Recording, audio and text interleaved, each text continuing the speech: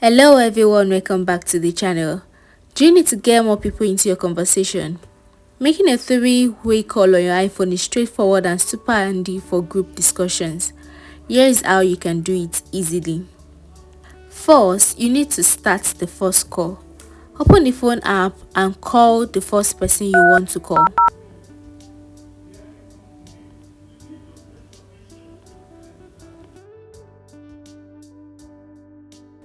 Next, add another call. Once the call is connected, tap the add call button on your screen. This will put the first person on hold. Next, dial the second number. Choose the second person from your contacts or dial their number manually. Then you tap the call button to connect. When the second call connects, tap the merge call button. This will combine both calls into a single three-way call. To add more participants, you can add more people by repeating the add call and merge call step. To speak privately with one person, tap the I button and select private next to their name. To hang up on one person, tap end call next to their name.